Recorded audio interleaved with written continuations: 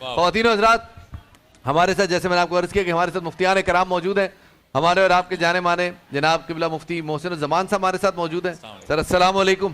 مفتی صاحب، یہ ساتیں، یہ راتیں اور آج کی رات بالخصوص لوگ عبادات میں ابھی بھی نا کنفیوژن میں ہوتے ہیں. کیا عبادت ہے، کیا نہیں ہے، نمازیں پڑھنی ہے، نہیں پڑھنی، لوگوں کو فون کرنے ہیں، معافیاں مانگ، کنفیوژن رہتی ہے. ذرا یہ تھوڑی سی، کیونکہ آپ کا کو یہ کمال حاصل ہے کہ آپ بڑے مشکل مسائل بڑے آسان زبان میں حل کر دیتے ہیں. یہ ذرا یہ مشکل آسان کر دیجیے. اعوذ باللہ من الشیطان الرجیم، بسم اللہ الرحمن الرحیم. قال اللہ تعالیٰ فی القرآن المجید انا اعطیناک الکوثر آمنت باللہ صدق اللہ العظیم.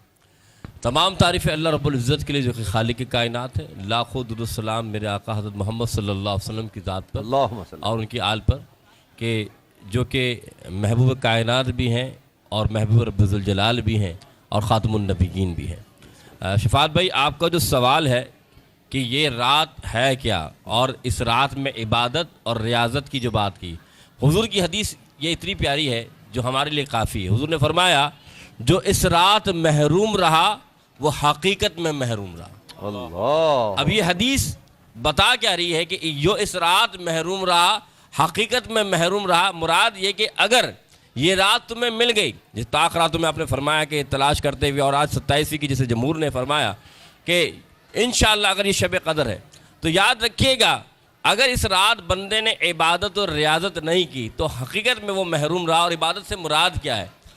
کہتے ہیں گھر سے مسجد ہو گر دور تو ایسا کر لو کسی روتے ہوئے بچے کو ہنسایا جائے. بات اتنی سی ہے کہ اگر آپ محبت اور پیار سے کسی کی دلجوئی کر دیتے ہیں، مدد کر دیتے ہیں، یہ بھی عبادت ہے. اور صرف یہی عبادت نہیں ہے، اگر آپ دعا بھی کرتے ہیں، دعا هو العبادہ، کہ دعا بھی ایک عبادت ہے. اب عبادت کا جو تعلق اس رات سے وہ یہ ہے کہ یہ رات اگر دیکھا جائے تو شب قدر جسے فرمایا گیا 83 یعنی ایئرس جو بنتے ہیں 83 سال، یعنی وہ عبادتیں جو پہلے انبیاء کی امتی کرتے تھے، حضور کے صدقے ایک رات عبادت کرنے کا ثواب اگر سبحان اللہ پڑھی ایک مرتبہ تو 83 ایئرس کی سبحان اللہ کا ثواب آپ کو مل جائے. سبحان اللہ. سبحان. اگر آپ نے الحمدللہ پڑھا تو 83 ایئرس کے آپ کو الحمدللہ کا ثواب مل جائے گا. تو یاد رکھیے کہ آپ نے کہا نماز ہے. سب سے پہلے میں گزارش کروں گا، یہ وہ رات ہے آپ نوافل پڑھیے، لیکن اگر موقع ملتا ہے تو اپنی وہ جو قضاء عمری ہے آپ کی، جو فرض ہے جس سے پہلے سب سے پہلے حساب اور سوال کیا جائے گا، آپ اسے ادا کر لیں.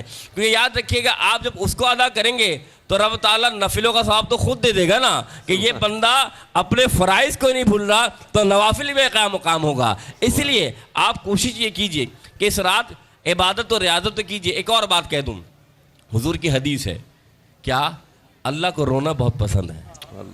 آپ اللہ کے سامنے اگر کہتے نا رو نہیں سکتے تو رونے والی شکل ہی بنا لیں. اگر آپ وہ رونے والی شکل بنا لیں گے نا، میرا رب کریم ہے اور کرم کرنے پہ آتا ہے. تو روایت میں یہاں آتا ہے اللہ تو ایسے بھی گناہ صغیرہ معاف فرما دیتا ہے کہ اگر بندے کے گناہ صغیرہ کافی ہوں، وہ اتنا رو دے جتنا مکھی کا سر ہوتا ہے، اللہ وہ گناہ بھی معاف فرما دیتا ہے. سبحان اللہ. سبحان اللہ. بس اتنی سی بات.